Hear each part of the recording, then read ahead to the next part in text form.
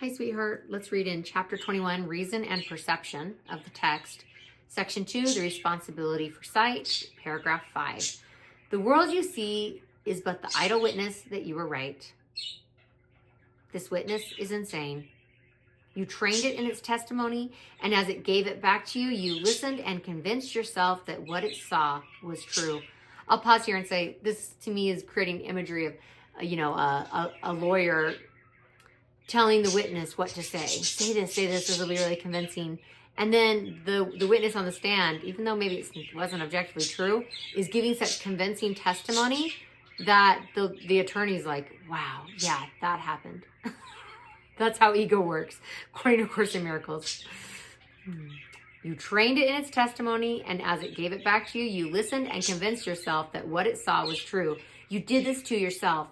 See only this, and you will also see how circular the reasoning on which you're seeing rests. This was not given you. This was your gift to you and to your brother. Be willing then to have it taken from him and be replaced with truth. And as you look upon the change in him, it will be given you to see it in yourself. Perhaps you do not see the need for you to give this little offering. Look closer then at what it is.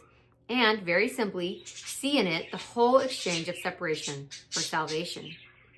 All that the ego is an idea that it is possible that things could happen to the Son of God without his will, and thus without the will of his Creator, whose will cannot be separate from his own.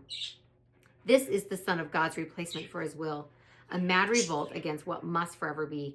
This is the statement that he has the power to make God powerless and so to take it for himself and leave himself without what God has willed for him.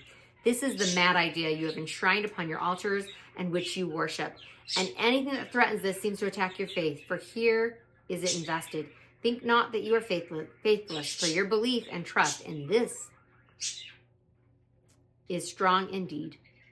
I'll pause and say, so here it's saying that our faith in the ego is really strong. So don't think you're faithless. Just look at where you're really putting your faith.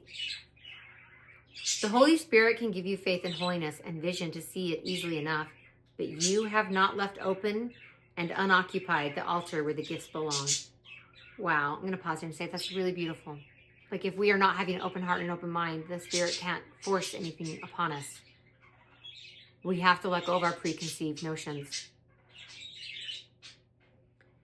Where they should be, you have set up your idols to something else. This other will, which seems to tell you what must happen, you give reality. And what would show you otherwise must therefore seem unreal. All that is asked of you is to make room for truth. You are not asked to make or do what lies beyond your understanding. All you are asked to do is let it in. Only to stop your interference with what will happen of itself, simply to recognize again the presence of what you thought you gave away. Be willing for an instant to leave your altars free of what you placed upon them. And what is really there, you cannot fail to see. The holy instant is not an instant of creation, but of recognition. I love that because we're reminded again and again in A Course in Miracles that you already are perfect, whole, and complete. You just can't see that. You're not trying to get to heaven. You are heaven. You're not trying to get more love. You are the love. It's you. It always has been and it always will be. I love here in the text where it talks about you don't have to perfect your understanding. Just be willing. Leave space for the truth. Because when our hearts and minds are so clouded with guilt and condemnation and grievances, there's no room on that altar because we've set up our false idols of grievances and hatred and retribution and recrimination, either toward ourselves and or towards others, that there isn't room there for the truth.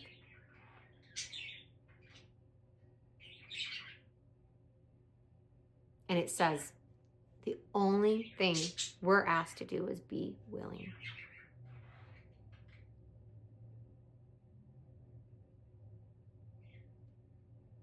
To leave room for the truth.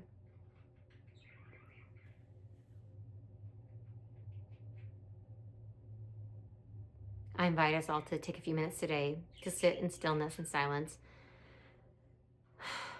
and sit with that intention as sincerely and as genuinely as we possibly can. And even say out loud or in your mind, I am willing to know the truth. I will be still and listen to the truth. With whatever your grievance is right now, whatever stone you are carrying in your heart. And this is something I need to do as well, and I am going to do right after this video. Thank you for being here with me today. I love you so much. You are the light of this world. You're a way shower. You're an inspiration. Thank you. I love you. I'll see you soon.